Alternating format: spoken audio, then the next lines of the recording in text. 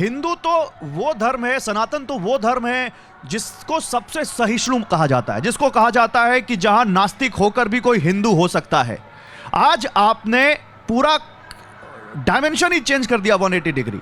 आज आप कह रहे हैं कि जो राम की प्राण प्रतिष्ठा में नहीं आ रहा वो सनातन विरोधी। आज आप कह रहे हैं कि जो बीजेपी का विरोध कर रहा है वो सनातन विरोधी। ये कैसे? नहीं, जो बीजेपी का विरोध कर रहा है वो सनातन विरोधी तो नहीं है, ये किसी ने नहीं कहा। आप ये माइक ले लीजिए। देखिए, ये किसी ने नहीं कहा कि जो बीजेपी का विरोधी है वो सनातन विरोधी है। जो राम का विरोधी है उसे तो सनातन विरोधी हम कहे हैं, क्योंकि राम तो धर्म के ही विग्रह माने जाते हैं।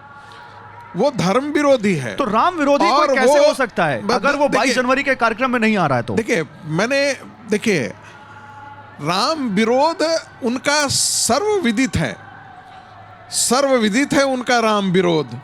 यदि ऐसा नहीं होता तो देखिए, मैं कल भी इस बात को बार बार ये दोहराता हूं। संगीत जी, अगर कोई नास्तिक है लेकिन हिंदू है तो आप उसको जबरदस्ती मंदिर में थोड़ी ना ले आएंगे। नहीं, किसी को मंदिर में लाने की जरूरत नहीं है, कोई जरूरी नहीं है। तो फिर देशद्रोही है, सनातन द्रोही है, सनातन विरोधी है, ये क्यों आप टैग लगा रहे हैं? जिस प्रकार से उन्होंने राम मंदिर का विरोध किया, जिस प्रकार से कांग्रेस पार्टी ने राम का विरोध किया, राम मंदिर का विरोध किया, जिस प्रकार से समाजवादी पार्टी ने सरजू की धारा को रक्त से लाल किया, इसी आधार पर उनको कहा जाता है कि वो सनातन और हिंदू विरोधी हैं। यही कारण है कि आप चाहे वो जनता ये आरजेडी हो, चाहे वो खड़गे जी का बेटा हो, ये सारे जितने भी गैर भाजपा पार्टियां हैं वो रामचरितमानस को विरोध करती हैं, वो राम का विरोध करती हैं। इस बात का राजेश जी जवाब देना चाहते हैं? राजेश जी क्या कहना चाहते हैं? मैं जवाब नहीं देना चाहता हूं। हाँ। ऑब्जर्वेशन है, क्योंकि आपके अलग विचार हैं। हाँ। उनका एंटाइटल्ड है। मैं इस पर थोड़ा बात करना चाहता हूं, बहुत संक्षेप में करूंगा कि राजनीतिक खेल ये है कि आपको एक बहुत भारी जन समुदाय का समर्थन लेने के लिए एक दुश्मन चाहिए, और वो समुदाय तभी आपके साथ होगा जब आपको दुश्मन को चिन्हित कर लें और कहीं इस पर हमला करो, चाहे वो विचारधारात्मक हो या धार्मिक दुश्मन हो। अब मैं पाकिस्तान की 1 मिनट बात करता हूं। पाकिस्तान में इस्लाम के बगैर कोई पार्टी सर्वाइव नहीं कर सकती है। सेक्युलर पार्टी भी वहां इस्लाम का नाम लेके ही सर्वाइव करेंगी।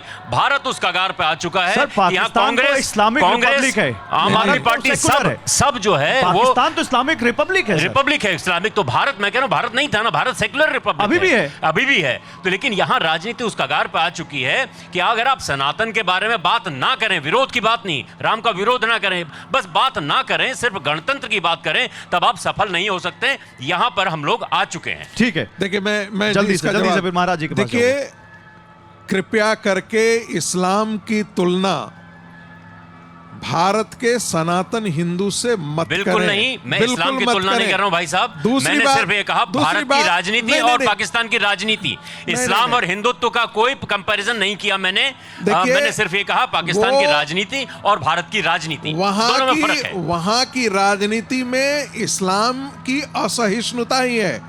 भारत की राजनीति में सनातन होने का मतलब है सबको स्वीकार करना। नहीं, लेकिन एक चीज,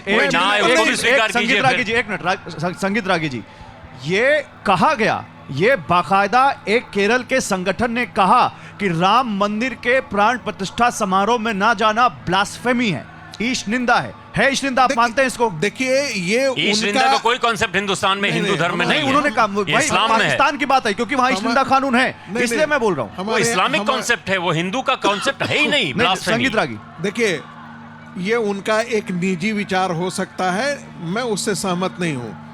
कोई नहीं आ रहा है इसका मतलब ये ब्लास्फेमी है, ऐसा मैं नहीं कह रहा। लेकिन एक मैं प्रवृत्ति की तरफ इशारा मैं कर रहा हूं। भारत की पूरी राजनीति जो है वो एक आंशिक तौर पर इस्लामीकरण की राजनीति रहा है, इस आजाद भारत में भी। यह बहुत बड़ा दुर्भाग्यपूर्ण रहा है। और दूसरी बात, पंडितों का माखौल उड़ाना, साधु संतों का माखौल उड़ाना। एक मौलवी आ जाता है तो सहिष्णुता का प्रतीक बन जाता था, जबकि हम सब जानते हैं कि मौलवियों के देश में सहिष्णुता है या असहिष्णुता चलिए, है। तो हम उन्हीं की तरह क्यों बनना चाहते हैं? मैं नहीं, हम उनकी तरह बिल्कुल नहीं बनना हम चाहते। वेदांती महाराज जी, मैं आपसे एक सवाल लेता हूं। हमारे धर्म में तो हमें ये सिखाया गया है, हमारे धर्म मतलब सनातन धर्म में ये सिखाया गया है कि भाई आप अपने भगवान से नाराज भी हो सकते हैं, आप अपने भगवान से रुष्ट, भगवान से आप गुस्सा भी हो सकते हैं, सवाल पूछ सकते हैं आप अपने भगवान से, ये हमें सिखाया गया है। तो ये नेता आज ये इतना टैग क्यों लगा देते हैं किसी पर? अगर वो कोई भगवान से सवाल पूछ रहा है, अगर वो कह रहा है कि भाई मैं 22 जनवरी को नहीं आऊंगा, मेरी आस्था पब्लिक शो करने का, पब्लिक शो ऑफ का विषय नहीं है, सार्वजनिक तरीके से प्रदर्शन का विषय नहीं है, तो फिर आप टैग क्यों लगा देते हैं उस पर?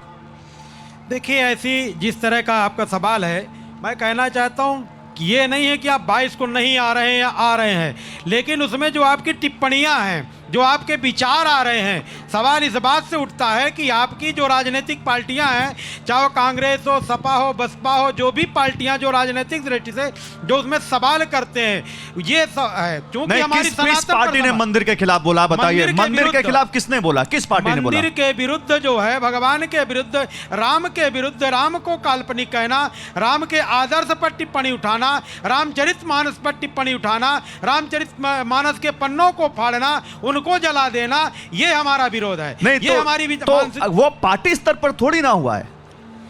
इसी पे नहीं, मैं देखिए, पार्टी स्तर पर ही हुआ है। यदि कोई आपका पार्टी का बहुत बड़ा लीडर बार बार उसी भाषा का प्रयोग कर रहा है, उसी नफरत की भाषा का प्रयोग कर रहा है, और उस पार्टी का अध्यक्ष एक ढंग से उस चीजों को तवज्जो दे रहा है, उसे पार्टी पर कोई डांट नहीं पड़ रही है, उसे निकाला नहीं जा रहा है, तो इसका मतलब है कि आप जानबूझ करके इस प्रकार की कार्य कर रहे हैं।